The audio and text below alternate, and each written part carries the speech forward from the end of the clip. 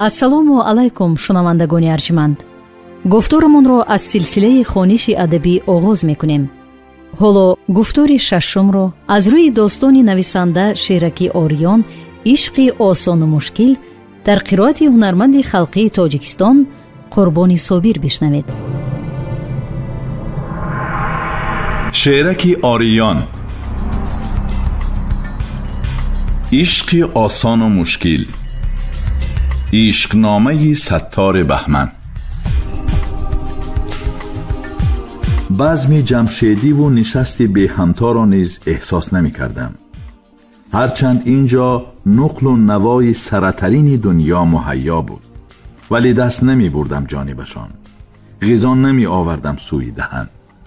اندرون چشمان زوجم نصرتمندی ظاهر بود.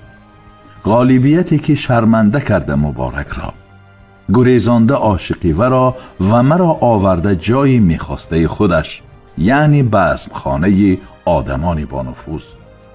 حالان که مبارک را شرمسار کردن و عاشقی ورا گریزاندن ضرورت نداشت. این حیات من و زوجه مرا تغییر نمیداد، چیز علاوه نمی کرد. اما بیبی جمال،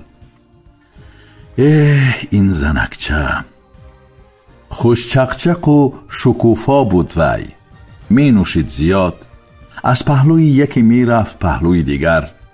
قدح جنگ انداخته می نوشید، گویا غالبی مطلق بود حالا و آن را تنتنه داشت. این مراتب تو بیشتر بالیده می تابید.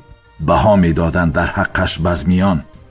در جواب می خندید، بلکه بلندتر. جرنگاس خنده هاش بال و پر می کشد. من باشم با بهانه سیگار کشی می رفتم از نو بیرون. برگشته آمده می ششتم و تاب و طاقت نآورده باز می برآمدم. بلکه از این بزم خانه رفته بودم در نهایت، بلکه هیچ نمی کردم دورتر شدم. فکرم به چیزی دیگر بند بود. آیا با اون جوان رسیده توانستم مبارک؟ مگر ورا دریافته باشد؟ یا کنده گشته میان آنها رشته باریک محبت بعد رویداد چند ساعت مقدم؟ یعنی برهم زده مگر مناسبت و محبت آنها از باعث بازی های همسری بازینگری من؟ مبارک چطور که مرا به حیات خود برگردانده آورده نتوانسته بود، جوان مرد را هم دیگر به روزگار خودش پیوسته نتواند. در مغز هستی من زد و خورد داشته چنین خیالها. دلم می سوخت برای ناآمدی های طالع مبارک. آخرین بار هم در شکست محبت وی خودم را گناهگار می شماریدم، حالان که یک بار گناهگار بودنم کفایه می کرد، بلکه زیاد بود. گناهگار اصلا من بوده و از چنین بازی تلف داده مبارک. بلکه از دو بازی تلف داده از باعث من، بلکه دو بازی که هر دویش تا حد به دست زوجه من عملی گردیدم. از بزمخانه دور رفته بودم که آنجا زوجم مانده. هنوز می رفتم با اندیشه های آشفته و پریشان در کوچه و خیابان های شهرستان. خیال های مبارک می رفت با من در این جاده هایی که تراوت امروزش را گم کرده، چنان که زندگی من تراوت نداشت دیگر، بلکه تمام زندگی اطراف و اکناف با بوی بنزین نقلیات مورچوار در گذر و غشدی های دیگر آمیخته شدم. به خیر و خوش رفتن از بزم دکدنگ که زوجم آنجا مانده کمال بی‌آدابی شماریده می شد. خاصتاً از دور آدمان عالی مقام و خاصگان چنین رفتن. بلکه این بگاه با مبارک گروا خوردن میسر نمی شد، این طور عمل کردن نمی توانستم. هنوز قدم برمی زدم در کوچه های شهرستان عظیم و برای دل رنجور و آزرده و فریب خورده خود آرامی جستن می خواستم. ولی تسکین پیدا می شد مگر؟ فکر می کردم چرا زوجه من اینطور بی‌رحمانه تحقیر نمود مبارک را؟ آخر یگان ذره ضرورت نبود. چی منفعت برداشتن می خواست؟ یا رشک و بخل و حسودی در وجودش نهان بوده را ریخته توانسته بود فرصتی موافق دریافته. چراغ‌های شهرستان دنبال هم فروزان می‌شد در این شامگه، ولی دل من روشنی پیدا نمی‌کرد. شاید برای همین به میخانه سر راه وارد گردیدم. من که در بزمخانه دور مانده شراب ننوشیده بودم، هرچند اونجا همه نوعش مهیا ایستاده، ولی می آشامیدم. حالا می نوشیدم شرابی که امثال زندگی انسان تلخ باشد. هرچند تسکین نیافته بودم، ولی پکر و کرخت می شدم از تأثیر نوشانوش زیاد. شب جریان داشت. پس شیشه روزنه های عظیم میخانه و روی زمین پرپیچگردان زیر پرده های پر اسرار فلک پرمعما همانا می نوشیدم در میخانه ای که از مزاجان خالی می گردید، ولی مانده بودم هنوز اینجا. حیران می شدم چرا چنین نوشانوش نکردم خیلی باز، حالان که کیها چنین نوشیدن لازم بوده. ساعتها می گذشت از عمر شب، هنوز نوشیدن می خواستم. هرچند میخانه کیها از آدم خالی شده، صاحبان آن برای من اینجا مانده.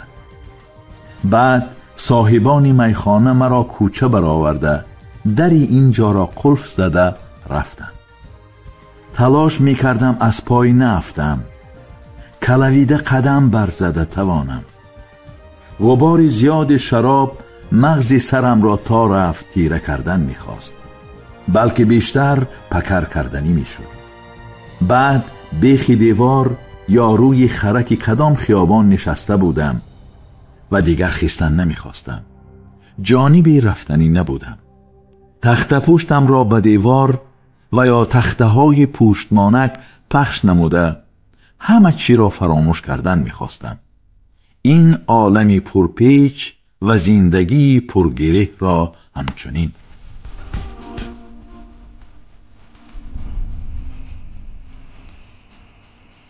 چون بیدار شدم خیره درک نمودم روز رسیده و من نباشم در جای سابقم، بلکه زوجه میتافت در نزد من. دریافتم در خاندان خودم باشم، روی رخت خواب باشم، یعنی بالای دیوانهای آرگینالی اینجا باشم. حیران می شدم چی کس آورده مرا؟ شاید این همه به زوجم وابسته و به همنشینان وی پیوسته، ولی در این باره نپرسیدم و یگانه میل که حالا حاضر نمودم نوشیدن بود. یعنی برخیستم و برآمدم بیرون. جانب شپنگ فروشگاری برفتم که اونجا شیشه های شراب گذاشته شده. یکی خریدم و دهانش را به دهانم برنهاده شرابش را فرو کشیدم. یاد نداشتم یگان مراتب چنین کرده باشم در عمر سرم، خاصه در کوچه های شهرستان. ولی میخواستم نوشیده باشم و فرو همی کشیدم می را. اما یکی به شیشه شرابی دهانم پنجه زد و برکشید. عجیبش که نشکسته بود شیشه که آن را کسی برکشیده به زمین برزده، بلکه شرابی باقی مانده شیشه میریخته. تلاشی برگرفتن و برداشتن و نوشیدن آن را ظاهر بکردم، اما اون نفر پیش دستی نموده شیشه را باز چنگ زده برگرفت و این مراتب به قیره ناوی بیتانی جویبار بری راه برزد. شیشه حصه گشت و شرابش بریخت. قسمتی در کفش مانده شیشه را که تیغه های تیزی برنده داشت این نفر برداشته طرفم قدم برزد، ندایی برکشید: هیچ نگذارم شوهری قانونی من میزده شود در فکر زنی بدگشته.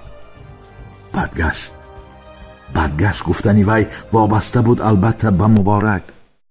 این به من سخت رسیده بود. برابری همین فکر می کردم. نخود با هر مرد که روبرو بیاید بیامیزد مبارک. مگر جوان مردی با وی بوده یکی از مردهای تصادفی بود که امثالش سر خلاند هرگاه در زندگیش؟ یا از انتظاری بی مراد عذابی گور کشیدن بهترش عذاب کشی در هر جاگردی در بیوفایی؟ چنین طریقت زندگی را انتخاب کرده شاید مبارک. یا نخواد آن جوان مرد هم از بحر وی برآمده و رفته چنان که من رفته از حیات وی. آخر اون خدمتی که مبارک برای من کرده برای جوان مردان دیگر که قلمکش نباشند و به چاپگر محتاج نه کردن نتواند. مبارک که همه پاکیزگی و تراوت و زحمت خود را به من بخشیده به عوضش مهر عادی را ندیده، پس کسی دیگر که از وی ذره قرضدار نباشد به آسانی گذشته بتواند از بحرش، بلکه از بحر مبارک برآمده پیش نظر من و رفته. البته با فتنه زوجم سرزده این همه. با وجود این مبارک بالاتر بودست و کفیدم به سر زوجه خود، بالاتر بود از بسیار جهت. بله چنین گفته بودم وابسته زوجه خود که پیش یگان مراتب حرف بد نگفته بودم.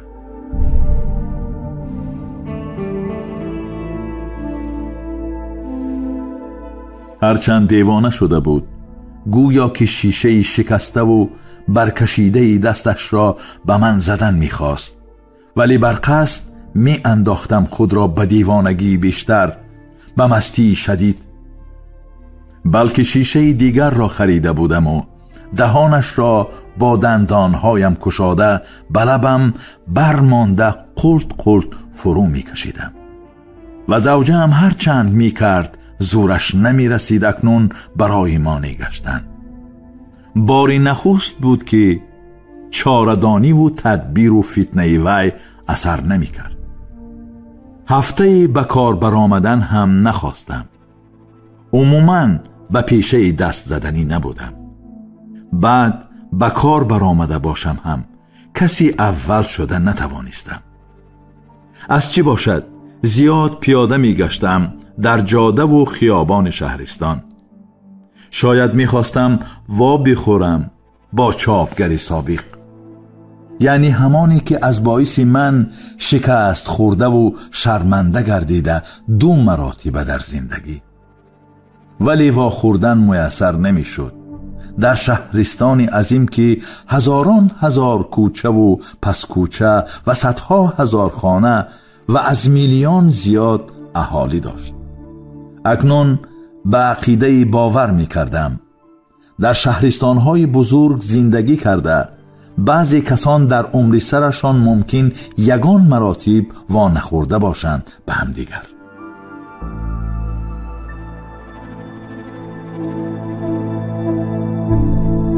زندگی ادامه داشت به امثال نوشته های من با کج و کلیبی هاش و پیچیش و گره های خود.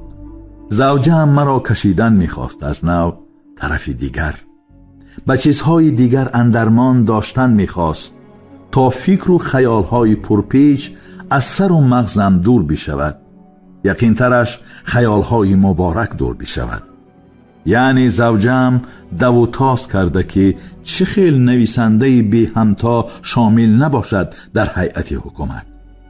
یعنی بعد ترک گفتنی بزمی مردم بانفوذ که اعتبار من گویا کاسته شده، وابسته این اعتبار خاندان ما تا حد کاهش یافته و زور زده برقرار کردن میخواست. این را بلکه گویا بالاتر برداشتن میخواست.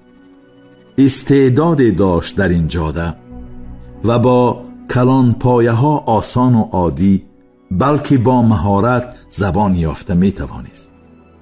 این به استعداد باطنش وابستگی داشت یا از تجربه از مضافاتی دور و کنار برداشته هیچ نمیدانستم، بلکه دانستن هم نمیخواستم. ولی مرا در نهایت به عضوی ریاست حکومت وارد کرده بودند. این اعتبار و شخصیت مرا نفوسی مجله‌ای که سرورش بودم فزون می‌گرداند. این معنی دیگر هم داشت. نوشته های من، یعنی نگاشته های ستار بهمن، نوابسته به آن که به خواننده یا کسی دیگر پسند بیفتد یا نه، در این مجله و مطبوعات دور و چاپخانه های حکومتی منتشر می گردید به مشکل و مانعه. یعنی دریچه کلانتر باز شده بود جانبی آینده های درخشان. این کشایش و بالا روی نوبتی برای من مکرم و گواران نمیتافت. سان سابقه این کشایش و بالا روی نوبتی برای من مکرم و گواران نمیتافت سان سابقه، ولی برای زوجم هر چاپ شده مبلغی علاوه بود که از خود کرده و از این حساب روزگارش را بیشتر آرگینالی ساخته میتوانست. بلکه ساخته هم بود، ساخته با حولی و جهاز و چیزهای آرگینالی زیاد. زوجه میخواست از اطرافیان پیش دست و چیره دست شده تواند، خاصه از بانوانی هم نشینش. گویا زیر دل از آنها حسود می برد و یا مقصدی دیگر داشت که نمی دانستم، هرچند با آنها تبسمی لطیف ظاهر کردنی می شد. چون همیشه حتی در ماشین خری که ماشینی مرا زود نو می کرد از آنها پیش دست بودن می خواست. همه به خاندانی ما نآید و آرگینالی بودن اینجا را نبیند، ولی ماشین را در کوچه هر کس دیده در چی پایه بودن خاندان صاحبش را بها بدهد اظهار می داشت. وی باره می رفتم پسی فرمانی چونین ماشینی ارگینالی، ماشینی که برفی نو ریخته بر این سفید و دلربا بود. از درون آن دیدن چیزی میسر بگردید، یعنی بانوی چاپگر سابقه را بدیدم. بلکه با جوان مردی بود، بلکه همان جوان مردی که قهر و عتاب کرده از وی رفته. بلکه آن روز چنین شده که صحنه نمایش به میان آورده زوجه من. صحنه نمایش در کوچه، بلکه پیاده راه. جوان قهر کرده رفته از باعث آگاه شدن اسرار عاشقانه مبارک با من. از دنبال وی رفته مبارک، رفته در نهایت. یعنی آن روز یا روزهای دیگر دریافتن نتوانسته جوان را مبارک، بلکه گریه‌های به میان پیدا شده را برکشاده. با صبر و محبت و صمیمیت و فداکاری مدامش این میسرش گردیده.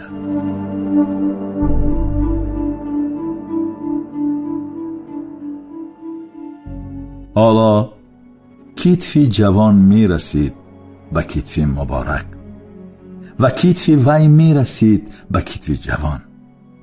چنان بود که شاهد شده بودم پیش، بلکه از زیر دست یکدیگر دست گذرانیده. از پیاده گذری بری جاده عظیم می گذشته که بعد چراغک سرخش فروزان شدن ماشینم را منع کردم. درک می ساختم جوان بخشیده مبارک را. شاید معنی برداشته که مبارک بر این بانوی در راه مرد دوست داشته جان نثار و فداکار کم یافت شود. به زندگی مرد باشد همیشه ضرور زنی فداکار. مردان بخشند جرمهای میده چویده زنهای صالحه محبت زاد را. خاصه دانند گر بعضی جرمی این زن از باعث خودی آنها نه و از باعث کسان دیگر صادر گشته. حالا زوجم نبود تا تماشای نو به میان بیاورد برای آنها و برای من. یا شاید این همه و بازی‌های من بعده دنیا جوانمرد پهلوی مبارک را از بری وی دیگر کندن نمیتوانست، بی خود کردن نمیتوانست، چنان که روی داده بود در سابق.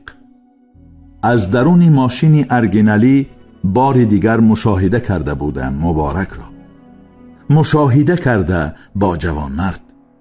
مشاهده کرده بودم در قریب محلی که خاندان پدری مبارک بود. یعنی بعدی مدت‌های دیگر بود مشاهده های نوبتی من. مبارک پیاده گذری جاده عظیم را شتاب نکرده عبور می ساخت. گویا کدام چیزی پیشی برش را آزار دادن نمی خواست. آخر پیشی بری وی بردمیده بود، یعنی حامله دار گردیده چاپگری سابقه. نوگ پنجه های ورا می داشت، جوانی برش در کف دست.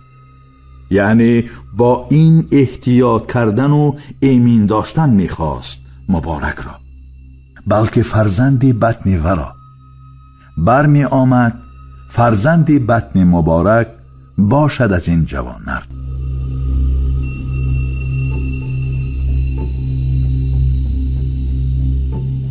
چراغک سور خاموش گردیده جایش را داده بود به چراغک های زردینه و سبزینه، ولی ماشینم را به حرکت آورده نمی توانستم.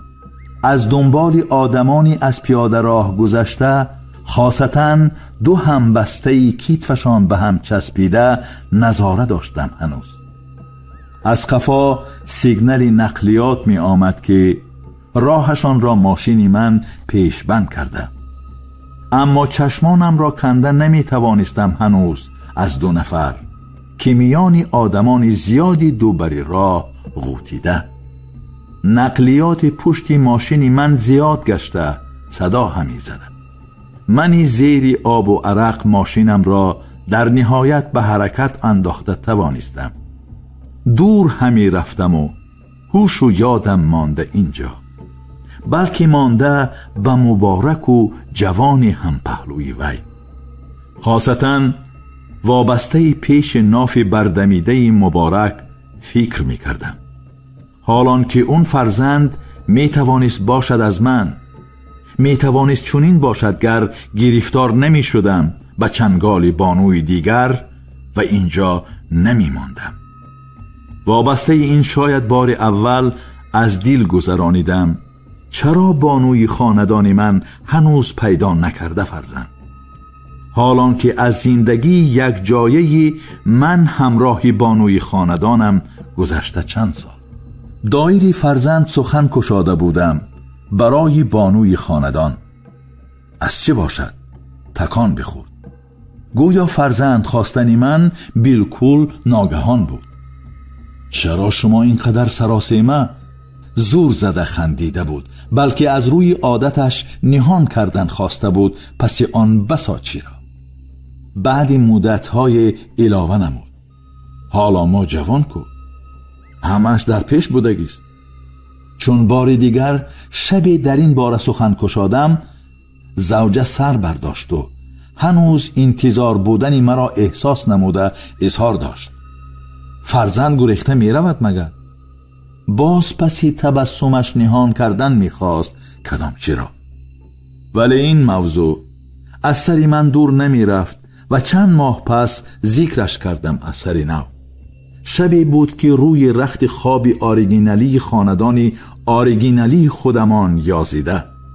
وقتش بیاید تولد هم میکنم. غرنگاز زد در نهایت زوجه و بعد افزود: کاری نیست که نتواند زن مردم. هرچند علاقه مانده بود از چه باشد.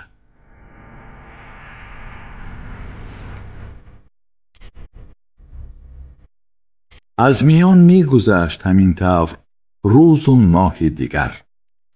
زوجه مهمان دعوت میکرد بیشتر یا مرا میبرد مهمانی. بزمهای متنتن و با شکوه بوده که آدمان طبقه های بالا نشست و خیز داشته. زوجه مرا بیشتر کشیده و پیچاندن میخواست به چنین گرداب. فکر و ذکرم را برکندن میخواست به این وسایل از جانب دیگر، یعنی از جانب فرزند نداشتنی خاندان ما. از بس که همه چیز دیر یا زود خیره و کهنه شود، اندیشه های من وابسته فرزند زیر پیچش زندگی و کار و بار همه روزه و ضیافت‌های مدام مانده ناپدید گشتنش امکان داشت، بلکه چنین شدنش احتمال داشت اگر روزی نمی دیدم از نو مبارک را.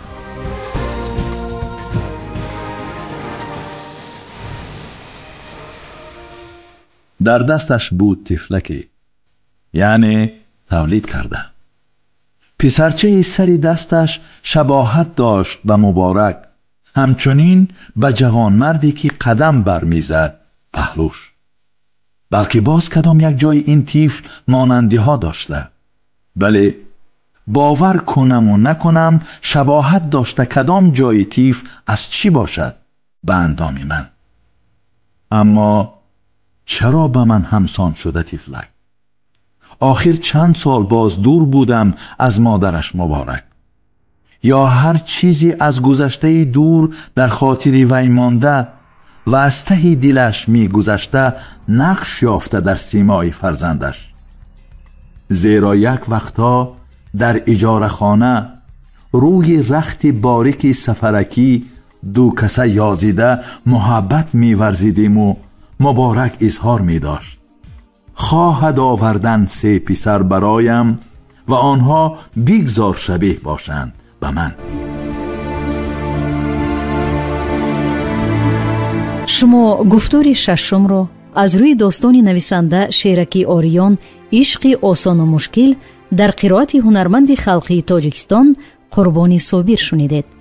پایان گفتار از سلسله خوانش ادبی.